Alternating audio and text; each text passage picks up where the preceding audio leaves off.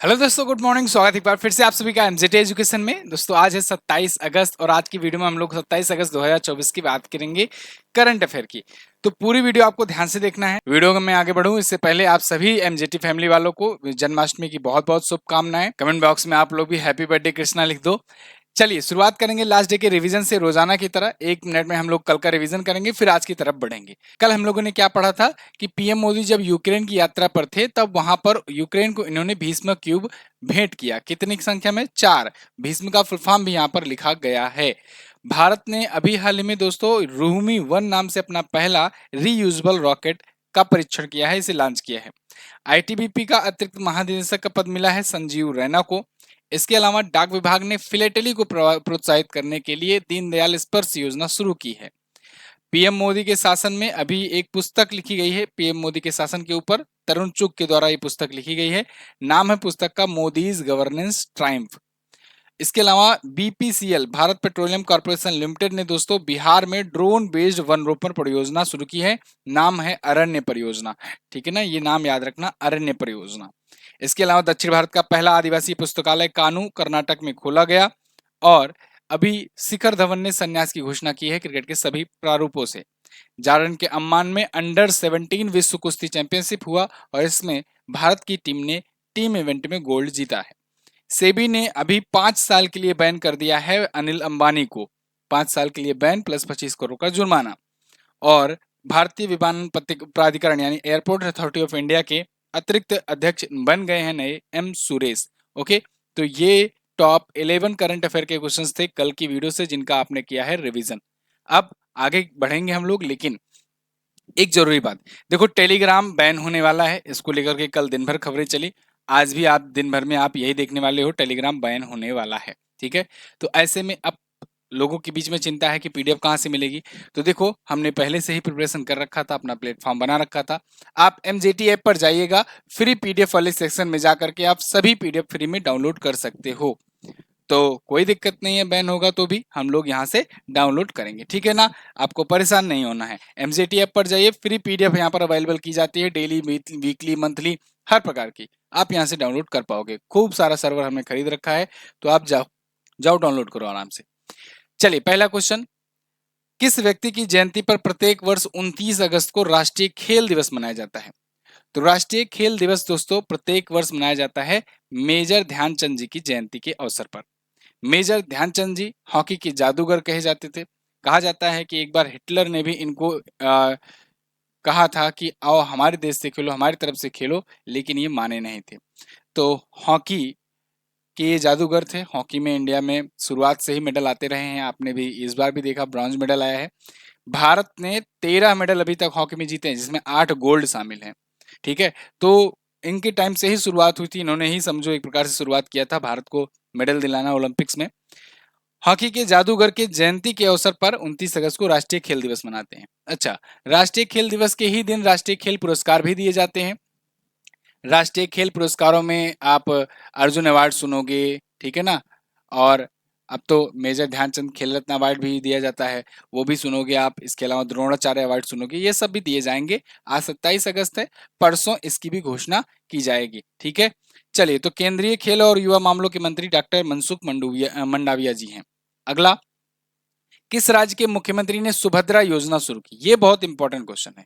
सुभद्रा योजना दोस्तों अभी हाल ही में उड़ीसा की गवर्नमेंट ने, उड़ीसा के मुख्यमंत्री ने शुरू की है। सुभद्रा योजना काफी बड़ी योजना होने वाली है, महिलाओं के लिए काफी ज्यादा बेनिफिशियरी ये योजना है। क्या है इस योजना में, आइए देखते हैं। यहाँ के मुख्यमंत्री मोहन मांझी ने इसका अनावरण किया है। इसके तहत अगले 5 वर्षों में 21 वर्ष से 60 वर्ष की आयु की जो 1 करोड़ महिलाएं हैं उनको 50,000 रुपए दिए जाएंगे। 5 वर्षों में 50,000 दिए जाएंगे, 1 वर्ष में 10,000 दिए जाएंगे। ठीक है ना, तो 10,000 रुपए वार्षिक और 5 साल में टोटल 50,000 रुपए दिए जाएंगे। ये 2024-25 वित्तीय वर्ष से शुरू होकर 2028-29 वित्तीय वर्ष तक रहेगा। अब ये जो 10,000 होगा इसको साल में 2 बार में करके दिया जाएगा। एक तो दिया जाएगा राखी पूर्णिमा को और दूसरा अंतर्राष्ट्रीय महिला दिवस यानी 8 मार्च को। तो 5-5 हजार रुपए करके 2 किस्तों में 10,000 एक साल में और 5 साल में 50,000। ठीक है, तो ये योजना है 21 से 60 वर्ष की आयु की लड़कियों के लिए। उड़ीसा के सीएम ने इसे शुरू किया है। अगला, हाल ही में केंद्रीय मंत्रिमंडल ने एकीकृत पेंशन योजना को मंजूरी दी है। ये योजना न्यूनतम कितने वर्ष की सेवा वाले कर्मचारियों के लिए लागू होगी? तो देखिए, ये योजना ये कहा गया है कि अब इसमें दो टाइप हैं, चीजें हैं। अगर ऑप्शन में आपको 25 दिखे तो 25 ही लगा देना, ठीक है ना। न्यूनतम 25 वर्ष के लिए पूरा फुल वाला जो यूपीएस है इसका उल्लेख किया गया है। लेकिन अगर ऑप्शन में 25 नहीं है तो आप 10 लगाइएगा। कैसे, मैं भी आपको एक्सप्लेन करता हूँ। पहले ये यूनिफाइड पेंशन स्कीम क्या है इसको समझ लीजिए। इसके लिए मैंने आपको वीडियो भी दी थी और एक ही दिन में 8 लाख से ज्यादा लोगों ने इसको देख लिया था, क्योंकि लोगों को आसानी से समझ में भी आ गया था ये यूनिफाइड पेंशन स्कीम जो मैंने समझाया था, और लोगों ने शेयर भी खूब किया था। तो देखो, ये यूनिफाइड पेंशन स्कीम है क्या? एक्चुअली गवर्नमेंट जो है, इसीलिए लोग सरकारी नौकरी की तरफ जाते हैं, क्योंकि गवर्नमेंट में एक तो जॉब सिक्योरिटी होती है गवर्नमेंट जॉब्स में, और दूसरा जॉब के बाद अगर मान लीजिए आप रिटायर होते हैं तो गवर्नमेंट पेंशन भी आपको देती है। तो पहले ओपीएस चला करता था, ओल्ड पेंशन स्कीम थी, जिसके तहत क्या था, 50% आपको सैलरी का, लास्ट टाइम पर जो भी सैलरी मिलती थी उसका 50% आपको पेंशन मिलता था। फिर एनपीएस स्कीम लाई गई, जिसमें बहुत सारे रूल्स वगैरह लगाए गए। इसको मैं आज दिन में एक और वीडियो लाऊंगा जिसमें एनपीएस, यूपीएस और ओपीएस को डिटेल में अंतर करके तीनों में बताऊंगा और समझाऊंगा आपको। तो एनपीएस में कुछ कमियां थी, उसमें मार्केट रेट पर लास्ट में आपको मिलता था, जैसा मार्केट रेट चल रहा होता था उसके हिसाब से दिया जाता था। और भी बहुत सारी छोटी बड़ी चीजें थी, अब एक साथ नहीं बताया जा सकता, बहुत सारे अंतर थे। ये यूपीएस जो आया अभी, इसमें क्या क्या बेसिक चीजें थी, इसमें 5 पॉइंट्स में बताया गया। अश्वनी वैष्णव जी ने 5 पॉइंट्स में बताया कि क्या क्या यूपीएस में नई चीजें आएंगी। तो इसमें कह सकते हैं कि थोड़ा थोड़ा ओपीएस को लेकर के लाया गया है, ओपीएस का स्वाद डाला गया है और थोड़ा बहुत नया स्वाद डाला गया है। मतलब एक होता है ना कि ओपीएस को लेकर के, ओल्ड पेंशन स्कीम को लेकर के विवाद चल रहे थे, धरना प्रदर्शन वगैरह चल रहा था, प्रोटेस्ट चल रहा था। न्यू पेंशन स्कीम लागू होने के बाद से, 2004 से लागू हुई थी, और अब तक जो भी कर्मचारी नियुक्त हो रहे थे न्यू पेंशन स्कीम के तहत नियुक्त हो रहे थे। तो बहुत सारे लोग ओपीएस लागू करने के लिए प्रोटेस्ट कर रहे थे। तो एक जैसे होता ना कि बीच का रास्ता, मतलब ये एनपीएस वाला लोगों को पसंद नहीं है, ओपीएस वाला लोगों को चाहते हैं, लोग चाहते हैं, लेकिन उसे सरकार को पसंद नहीं है, सरकारों का घाटा हो रहा है। तो फिर एक बीच का रास्ता खोजा गया है, वही बीच का रास्ता है यूपीएस, ठीक है ना। अब यूपीएस क्या है, कितने के सारे पिलर हैं, क्या कुछ है, इसको डिटेल में जानना होगा तो मैं आपको यही कहूंगा, यही वीडियो देखो, ज्यादा अच्छे समझ में आएगा। 12-13 मिनट में आपको समझाया गया है। तो यहाँ 25 साल की सेवा वाले राष्ट्रीय पेंशन प्रणाली के तहत ये शुरू किया गया है। 23 लाख सरकारी कर्मचारी जो हैं, ये जो रिटायर हो चुके हैं या जो कार्यरत हैं, सब मिला जुला करके इतने लोगों को ये इसका फायदा मिलेगा। अब औसत मूल्य वेतन का 50% पेंशन के रूप में इसमें दिया जाएगा, मतलब आपको इंश्योर रहेगा कि हाँ 50% प्लस डीए आपको पेंशन के रूप में मिलेगा, ठीक है। यूनिफाइड पेंशन स्कीम के तहत मृतक सरकारी कर्मचारी जो हैं, अगर मान लो कोई सरकारी कर्मचारी है वो मृतक हो जाता है, तो उसकी वाइफ को या उसके जो भी घर वाले हैं उनको सैलरी का 60% मिलेगा, अंतिम टाइम पर जो मिल रहा होगा। न्यूनतम 10 साल की सेवा करने वाले जो कर्मचारी हैं उनको ही पेंशन मिलेगा, 10 से 25 साल। देखो 25 अगर सेवा करके रिटायर हो रहे हो तब तो आपको पूरा पूरा स्कीम का फायदा मिलेगा, बड़ा वाला। और अगर 10 साल से 25 साल के बीच में अगर आप सेवा दे करके रिटायर हो रहे हो तब आपको उसके प्रोपोर्शनेट रूप में, मतलब कि अनुपातिक रूप में घटा बढ़ा करके तब आपको पेंशन दिया जाएगा। 10 साल से कम अगर सेवा दी हो कुछ नहीं मिलेगा, ठीक है। एनपीएस के तहत जो है कार्यरत कर्मचारी अगले वित्तीय वर्ष से, यानी 1 अप्रैल 2025 से, जब से ये लागू हो रहा है, लागू लागू मैंने लिखा है कि नहीं, नहीं लिखा है तो ध्यान रखिएगा। अच्छा, ये लागू हुई, ये लिखिए 1 अप्रैल 2025 से ये लागू होगी। अगर जब से ये लागू होगी तब से एनपीएस वाले जो हैं उनके पास ऑप्शन रहेगा कि वो यूपीएस चुने या एनपीएस में ही कंटिन्यू रहें। अगर एनपीएस ही कंटिन्यू रखना है तो एनपीएस ही कंटिन्यू रहिए, और यूपीएस होना है तो यूपीएस में आ जाइए, ठीक है ना। ये बात समझ में आई, मोटा मोटा अगर आप समझ गए हो तब भी बहुत है, ठीक है ना। डेली करंट अफेयर के लिहाज से आपको बहुत समझ में आ गया। और ज्यादा समझना है, अगर आपके घर में कोई है सरकारी कर्मचारी, आप उसके लिए समझना चाहते हैं कि आपको क्या बेनिफिट मिलेगा, तो आप जो है ये वीडियो देखिए। अच्छा, और दिन में एक यूपीएस एनपीएस करके अंतर वाली वीडियो आएगी, उसको भी देखिएगा। दूसरी चीज एक और, बहुत लोग के मन में ये भी डाउट था कि क्योंकि ये सेंट्रल गवर्नमेंट की स्कीम है तो लोगों का ये था कि मेरा तो स्टेट गवर्नमेंट में जॉब है तो क्या मुझे भी मिलेगा? बिल्कुल मिलेगा, लेकिन तब जब आपकी स्टेट गवर्नमेंट आपके राज्य में भी ये यूपीएस स्कीम लागू कर देगी तब, अभी नहीं, ठीक है। चलो अगला, हाल ही में गृह मंत्रालय ने किस राज्य या केंद्र शासित प्रदेश में 5 नए जिले बनाने की घोषणा की है? तो देखो 5 नए जिले बनाए जाएंगे लद्दाख में। लद्दाख में आपको पता होगा कि जब 5 अगस्त 2019 को गृह मंत्री अमित शाह जी ने अनाउंस किया था कि अब से आर्टिकल 370 इज नो मोर और लद्दाख और जम्मू कश्मीर हो गया यूनियन टेरिटरी। तभी ये बताया गया था कि लद्दाख में दो जिले होंगे, लेह और कारगिल। तो लेह और कारगिल इसके केवल दो ही जिले थे अब तक, ठीक है। और ये केंद्र शासित प्रदेश था। साथ ही साथ ऐसा केंद्र शासित प्रदेश जहां पर दोस्तों लेजिस्लेटिव असेंबली नहीं था, मतलब विधानसभा विधानसभा की सीटें जो हैं वो दी गई जम्मू कश्मीर में। वहां पर मुख्यमंत्री का पद भी होगा, लेकिन यहाँ पर नहीं रहेगा लद्दाख में। वहां यहाँ पर चुनाव नहीं होगा। जैसे आपने देखा अभी कुछ दिन पहले ही जम्मू कश्मीर में चुनाव का डेट अनाउंस किया गया, अक्टूबर में होना है। तो लद्दाख में केवल दो जिले थे, लेह और कारगिल। अब यहाँ पर 5 नए जिले बनाए गए। बीच में प्रोटेस्ट वगैरह चला था, मैंने आपको वीडियो भी दी थी, लद्दाख में प्रोटेस्ट हो रहा था। 371 लागू करने की बात की जा रही थी और अनुसूची 6 में शामिल करने की बात की जा रही थी लद्दाख के लोगों के द्वारा, जिसमें सोनम वांगचुक निकल करके आए थे और वो काफी लंबा प्रोटेस्ट किए थे चुनाव से जस्ट पहले। तो फिलहाल यहाँ पर 5 नए डिस्ट्रिक्ट बनाने की घोषणा की गई है। ये 5 नए डिस्ट्रिक्ट जांस्कर, द्रास, साम, नुब्रा और चांगथांग है, ठीक है। तो टोटल अब यहाँ पर हो जाएंगे 7। लद्दाख में कितने जिले? 7। अनुच्छेद 370 निरस्त यहाँ से किया गया, ठीक है ना। चलिए, और ऑफिशियल रूप से पूछा जाए कब ये यूनियन टेरिटरी बना, तो ऑफिशियल डेट याद रखना जम्मू कश्मीर और इसकी दोनों की, आप बताओगे 31 अक्टूबर, एकता दिवस 2019, ठीक। ऑफिशियल ऑफिशियल तरीके से आधिकारिक रूप से इस दिन ये अस्तित्व में आया यूनियन टेरिटरी के रूप में। 5 अगस्त को तो घोषणा की थी संसद में अमित शाह जी ने। अगला, अगस्त 2024 को नेस्कॉम का नया अध्यक्ष किसे नियुक्त किया गया? तो नेस्कॉम के नई अध्यक्ष नियुक्त किए गए हैं दोस्तों।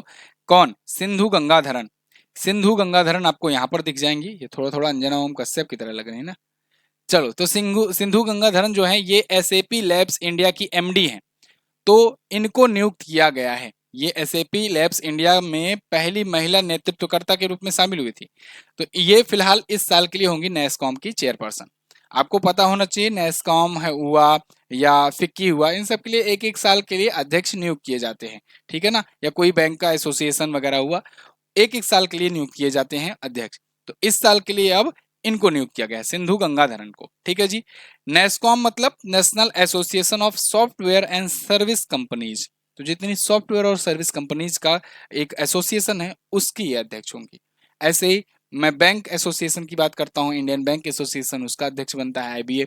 ऐसे ही मतलब अलग अलग एसोसिएशन के एक एक साल की अध्यक्षता दी जाती है लोगों को। स्टील का होता है, इस्पात का। इसकी स्थापना नेस्कॉम की 1988 में हुई थी। नोएडा में इसका हेडक्वार्टर है। इसका हेडक्वार्टर पूछा जाता है, याद रखना, हेडक्वार्टर पूछा जाता है। यहाँ पर कुछ और प्रमुख नियुक्तियां हैं, आज हम लोग रिवीजन करेंगे। जैसे अभी संजीव रैना को आईटीबीपी का अतिरिक्त महानिदेशक का पद मिला है। जय शाह नवंबर तक बन जाएंगे आईसीसी के चेयरमैन। गोविंद मोहन केंद्रीय गृह सचिव नियुक्त किए गए हैं और राहुल नवीन को ईडी का महानिदेशक नियुक्त किया गया है। वहीं राणा एके सिंह को एसबीआई का एमडी नियुक्त किया गया है। टीवी सोमनाथन भारत के नए कैबिनेट सचिव नियुक्त हो रहे हैं। इन्हीं की अध्यक्षता वाली कमेटी ने यूपीएस का सुझाव दिया है। इसके अलावा तब ये वित्त मंत्रालय वित्त सचिव हुआ करते थे। चल्ला श्रीनिवासुलु शेट्टी ये एसबीआई के नए अध्यक्ष बने हैं और प्रीति सूदन ये यूपीएससी की नई अध्यक्ष बनी है। सब के सब नियुक्तियां इंपॉर्टेंट है, स्क्रीनशॉट ले लो और याद रखना इसको। अगला, अच्छा एक और जरूरी बात, देखो आज कृष्ण जन्माष्टमी है। ये अगस्त का महीना पूरा पूरा त्योहारों का भरा रहा और कई त्योहारों पर आपको ऑफर्स मिले, लेकिन जन्माष्टमी का त्योहार आपके लिए अंतिम त्योहार है। तो मैंने फिर से जो आजादी का जो फ्रीडम सेल वाला जो था ऑफर, वो फिर से एक्टिवेट कर दिया है, सिर्फ और सिर्फ 2 दिनों के लिए। भाई इस महीने का अंतिम त्योहार है, तो कृष्ण जन्माष्टमी को अगर ऑफर नहीं देंगे तो कृष्ण जी गुस्सा हो जाएंगे। इसलिए 2 दिनों के लिए सिर्फ और सिर्फ आज और कल के लिए आपको ये फ्रीडम सेल वाला जो 60 से 80% तक का डिस्काउंट था, ये एक्टिवेट किया जा रहा है फिर से। जो लोग जीएस सफलता बैच में इनरोल होना चाहते हैं, अर्जुन बैच में एनटीपीसी का इनरोल होना चाहते हैं, या एसएससी कॉम्बो जीएस पैक लेना चाहते हैं, आरपीएफ या एएलपी शताब्दी या सब्जेक्ट स्पेशल, कोई भी सब्जेक्ट स्पेशल लेना चाहते हैं या कोई ई बुक लेना चाहते हैं, तो उनको अब इस प्राइस में नहीं मिलेगा बल्कि इस प्राइस में मिलेगा। तो आप एमजेटी ऐप पर जाइए और ये डिस्काउंट का फायदा उठाइए, जो 60 से 80% तक का डिस्काउंट ऑफर है। आपको कूपन कोड में क्या डालना है? कृष्णा, KRISHNA, ठीक है ना, capital letter without any space, Krishna, आपको ये लिखना है कूपन कोड में और आपको यही वाला डिस्काउंट मिल जाएगा। MJT ऐप पर। MJT app Google play store पर आपको मिलेगा। वीडियो कोर्स सेक्शन में जाकर के या फिर ई बुक सेक्शन में जाकर इस ऑफर का आप फायदा उठा सकते हो। किसी भी डाउट या किसी भी सजेशन के लिए, किसी भी सुझाव के लिए व्हाट्सएप कर सकते हो। जगह जगह आपको ऑप्शन में दिखेगा व्हाट्सएप। अगला देखते हैं, सौम्या स्वामीनाथन ने किसके द्वारा लिखी गई पुस्तक या कहें आत्मकथा द साइंटिस्ट एंटरप्रेन्योर का विमोचन किया। इंपॉर्टेंट पुस्तक है द साइंटिस्ट एंटरप्रेन्योर। इसको लिखा है दोस्तों अभी हाल ही में कल्पना शंकर ने। कल्पना शंकर की ये आत्मकथा है और द साइंटिस्ट एंटरप्रेन्योर इसका नाम है। ये है कल्पना शंकर, इनकी ऑटोबायोग्राफी आई है और इसका विमोचन अभी सौम्या स्वामीनाथन जी ने किया है। सौम्या स्वामीनाथन एक बाल रोग विशेषज्ञ हैं भारत की और साथ ही साथ नैदानिक वैज्ञानिक भी हैं। और फिलहाल इस पुस्तक के बारे में आप लोग जान लिए, अब आगे की और पुस्तकों के बारे में जान लो क्योंकि वो पुस्तक ही पूछा जाएगा अल्टीमेटली। मोदीज गवर्नेंस ट्रायम्फ तरुण चुग ने लिखी है और भारत के 75 महान क्रांतिकारी भीम सिंह ने लिखा है। इंडिया 800 वी सुब्रमण्यम ने लिखा। कॉल ऑफ द गिर परिमल नाथवानी ने लिखा और राष्ट्रपति द्रौपदी मुर्मू जी के भाषणों पर संकलन किया गया है विंग्स टू आवर होप्स नाम से। Manoj Bajpayee the definitive biography Piyush Pandey ने लिखा और a fly on the RBI wall Alpana Killawala ने लिखा है। ये रिसेंट की आई हुई कुछ पुस्तकें हैं। अगला, हाल ही में किन दो देशों के बीच उल्ची फ्रीडम शील्ड 2024 संयुक्त सैन्य अभ्यास आयोजित किया गया। तो देखो उल्ची फ्रीडम शील्ड, शील्ड है ये, सीड नहीं है, शील्ड है, ठीक है। तो उल्ची फ्रीडम शील्ड का अभ्यास का आयोजन किया गया किसके किसके बीच में, दक्षिण कोरिया और अमेरिका के बीच में। यहां पर आप देखोगे US and South Korea begins large scale joint military exercise. Ulchi Freedom Shield है ये और बहुत ही बड़ा लेवल का इस बार हो रहा है। हो तो रहा है कई सालों से इनका, लेकिन इस बार का सबसे बड़ा ये अभ्यास हो रहा है क्योंकि इस बार इनको ज्यादा टेंशन है नॉर्थ कोरिया से, ठीक है ना। नॉर्थ कोरिया और साउथ कोरिया में बनती नहीं है। साउथ कोरिया ये फ्रेंडली कंट्री है अमेरिका की, साउथ कोरिया हुआ, जापान हुआ, ये सब फ्रेंडली कंट्री है अमेरिका की। जबकि नॉर्थ कोरिया जो है इसकी चाइना से और रूस से इन सबसे ज्यादा बनती है। उल्ची फ्रीडम शील्ड उत्तर कोरिया के डर से, खौफ से दक्षिण कोरिया को बचाने के लिए किया जा रहा है, ठीक है। तो इन दोनों देशों का अब तक का सबसे बड़ा ये संयुक्त सैन्य अभ्यास होने जा रहा है। अगला, हाल ही में पीएम मोदी ने किस राज्य में 11 लाख नई लखपति दीदियों को प्रमाण पत्र देकर के सशक्त बनाया। तो पीएम मोदी ने अभी हाल ही में महाराष्ट्र में 11 लाख लखपति दीदियों को प्रमाण पत्र दिया। महाराष्ट्र में ये इवेंट हुआ था, सभी लखपति दीदियां महाराष्ट्र की नहीं थी क्योंकि लखपति दीदी योजना जो है ये केंद्र सरकार की योजना है और पूरे देश की 11 लाख लखपति दीदियों को अभी सर्टिफाइड किया गया। लखपति दीदी योजना के बारे में अगर आपको याद आ रहा हो तो मैंने आपको बताया था कि 15 अगस्त 2023 को पीएम मोदी ने अपने भाषण में इस योजना के बारे में जिक्र किया था। इसकी शुरुआत की थी कह सकते हैं। इसके अलावा विश्वकर्मा योजना भी शुरू की गई थी इसी टाइम पर, है ना। तो लखपति दीदी योजना और विश्वकर्मा योजना और एक और था ड्रोन करके योजना था ना, ग्रामीण ड्रोन, कृषि ड्रोन करके योजना, मुझे ध्यान नहीं आ रहा एग्जैक्टली वर्ड। तो ये 3 योजनाएं 15 अगस्त 2023 को पीएम मोदी ने घोषित किया था। पीएम मोदी उस टाइम बताए थे कि लखपति दीदी योजना के तहत होगा क्या कि जो गांव में जो सेल्फ हेल्पिंग ग्रुप होते हैं ना, स्वयं सहायता समूह के तहत महिलाओं को इसमें जोड़ा जाएगा और उनको वित्तीय सहायता दी जाएगी, इंटरेस्ट फ्री लोन दिया जाएगा जिससे वो सशक्त हो सकें और साथ ही साथ उनको ट्रेनिंग दी जाएगी। कैसी ट्रेनिंग, उनको ड्रोन बनाने की ट्रेनिंग दी जाएगी और साथ ही साथ और भी जो भी क्षेत्रों में वो कुछ करना चाहती हैं तो उस क्षेत्र में भी उनको हेल्प किया जाएगा फाइनेंशियली और ये इंटरेस्ट फ्री लोन होगा, ठीक है। तो ऐसे ही इन्होंने ये किया कि बहुत सारे जो सेल्फ हेल्पिंग ग्रुप्स हैं वो अच्छा कुछ काम कर रहे हैं और उनकी आय 1 लाख से अधिक पहुंच भी गई है, कुछ अपना कर रहे हैं जो।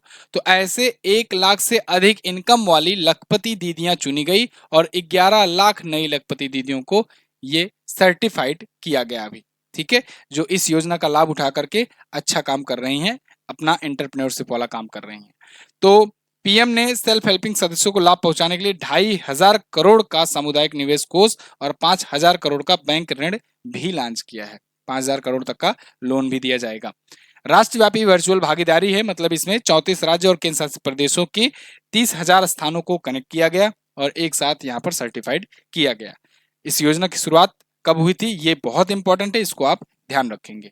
अगला, हाल ही में आयोजित एशियाई सर्फिंग चैंपियनशिप 2024 में भारत ने कौन सा मेडल जीता। एशियाई सर्फिंग चैंपियनशिप, इसमें भारत ने जीता silver medal. India clinch silver medal at Asian surfing championship. आयोजित कहाँ हुआ था ये? मालदीव के थुलसुथु में। अच्छा, एशियाई सर्फिंग चैंपियनशिप को मरुहाबा कप के नाम से भी जाना जाता है। तो मरुहाबा कप में भारत ने जीता सिल्वर मेडल। ये ध्यान रखना, इंपॉर्टेंट क्वेश्चन है। इस देश के पूर्व प्रधानमंत्री सलीम होस का निधन हो गया। तो सलीम होस जो हैं ये लेबनान के प्राइम मिनिस्टर थे। लेबनान के पूर्व प्राइम मिनिस्टर थे। ये 5 बार के प्रधानमंत्री रह चुके थे और काफी लीजेंड व्यक्ति माने जाते थे, काफी पॉपुलर थे। आप ऐसे ही सोच लो, 5 बार के प्रधानमंत्री जब रहे हैं तो कितना ज्यादा पॉपुलर रहे होंगे। 94 वर्ष की आयु में इनका बुढ़ापे की वजह से निधन हुआ। अभी के वर्तमान में प्रधानमंत्री हैं नजीब मिकाती। मिकाती ने इनके सम्मान में बोला, इनके मरने के बाद, कि लेबनान की अंतरात्मा थे ये। लेबनान की अंतरात्मा के रूप में इनको संबोधित किया। 5 बार के प्रधानमंत्री रहे 1976 से सन 2000 के बीच में। ये इकोनॉमिस्ट भी थे, राजनीति में भी इनको पारंगत हासिल ही थी। इनके 17 ऐसे पब्लिकेशंस भी हैं, ठीक है ना, 17 ऐसे प्रकाशन इनके आए थे। लेबनान अगर कहाँ है देखना चाहोगे तो आप देखोगे वर्ल्ड मैप में, एक खास करके एशिया के मैप में, यहाँ पर रहे अपना प्यारा भारत। यहाँ से आप पाकिस्तान छोड़ो, अफगानिस्तान छोड़ो, ईरान छोड़ो, इराक छोड़ो और सीरिया छोड़ो, तब आपको यहाँ छोटा सा देश मिलेगा लेबनान। दिख रहा है कि नहीं? हाँ, ये छोटा सा लेबनान है। नीचे ही इसके है इजराइल। आप अक्सर सुनते होंगे कि लेबनान से अटैक हुआ है या जॉर्डन से अटैक हुआ है या इधर से अटैक हुआ, अक्सर होता रहता है ना। तो लेबनान जहां पर हिजबुल्ला वगैरह रहते हैं, ये वही देश है और अक्सर अभी ये युद्धग्रस्त माहौल में रहता ही है। क्लियर है? तो ये थे टॉप 10 करंट अफेयर के क्वेश्चन। एक बार फिर से मैं आपको रिमाइंड करा दूं कि कृष्णा जन्माष्टमी पर 2 दिनों के लिए मात्र एक बार फिर से ऑफर्स को अनलॉक किया गया है और ये ऑफर्स 15 अगस्त वाला ऑफर का डिस्काउंट है, मतलब मेगा डिस्काउंट है। तो आप अगर इसका ऑफर का फायदा उठाना चाहते हो तो उठा सकते हो। एमजेटी ऐप पर जा करके आपको कूपन कोड में लिखना है कृष्णा, KRISHNA, ठीक है ना। तो इस कूपन कोड को यूज करके आप 60 से 80% तक का डिस्काउंट प्राप्त कर सकते हो हमारे कोर्सेज और ई बुक्स पर। अर्जुन बैच नया आया हुआ है एनटीपीसी के लिए, तो एनटीपीसी वाले स्टूडेंट इसको जरूर ज्वाइन करो क्योंकि ये बहुत ही जबरदस्त बैच चल रहा है। कल मैंने आपसे पूछा था कि प्रयागराज में कौन सी नदी नहीं बहती है, तो गोमती नदी प्रयागराज में नहीं बहती है। गोमती नदी आप ऐसा लगाओगे कि लखनऊ हुआ, गाजीपुर, सुल्तानपुर, यहाँ सबसे होते हुए बहती है। गोमती नदी जो है गाजीपुर में जाकर के गंगा नदी से मिल जाती है, जबकि यमुना नदी जो है वो प्रयागराज में जाकर के गंगा नदी से मिल जाती है, ठीक है ना। है गंगा की सहायक दोनों। वैज्ञानिक और औद्योगिक अनुसंधान परिषद यानी सीएसआईआर की स्थापना कब हुई थी? 1942 में हुई थी। अच्छा, कभी कभी मैं ऐसे बोल देता हूँ कुछ इंपॉर्टेंट पॉइंट और आप लोग उसको लाइटली ले लेते हो। ये जो मैंने गाजीपुर बताया ना कि गोमती नदी कहाँ जाकर मिलती है, जब से मैं एग्जाम्स वगैरह से जुड़ा हुआ हूँ कम से कम 500 बार क्वेश्चन पूछा गया है ये कि गोमती नदी बताओ कहाँ पर जाकर गंगा नदी से मिलती है। गाजीपुर में, ठीक है। उस दिन भी मैंने ऐसे ही कि राजधानी वाला बताया था और जस्ट अगले ही दिन पूछ लिया गया एग्जाम में। इसलिए जो भी चीज बताया गया लाइटली बिल्कुल ना लो, उसको सीरियसली लो। एक एक लाइन में अगर बोलूं तो वो समझ लो पूछा जा सकता है कहीं ना कहीं, ठीक है ना। चलिए अगला, आज आपको क्या बताना है? पहला आदिवासी म्यूजियम किस राज्य में खोला गया है? भारत का पहला आदिवासी म्यूजियम कहाँ पर है बताइए। क्रिकेट से संन्यास के बाद शिखर धवन किस वर्ष बताइए ये पाए हुए थे अर्जुन अवार्ड? ये बता दीजिए, बहुत ही इंपॉर्टेंट है। क्रिकेट से अभी संन्यास की घोषणा किए हैं, अर्जुन अवार्ड कब पाए थे ये आपको बताना है। थैंक यू सो मच यहाँ तक वीडियो देखने के लिए। कैसी लगी है वीडियो कमेंट करके जरूर बताइएगा। सब्सक्राइब भी कर लो यार दोस्तों चैनल को और शेयर भी कर दिया करो। इंपॉर्टेंट इन्फॉर्मेटिव अगर कंटेंट मिलता है चैनल को सब्सक्राइब कीजिए, शेयर कीजिए और लाइक वगैरह भी कर दीजिए। Thank you so much. जय हिंद, वंदे मातरम।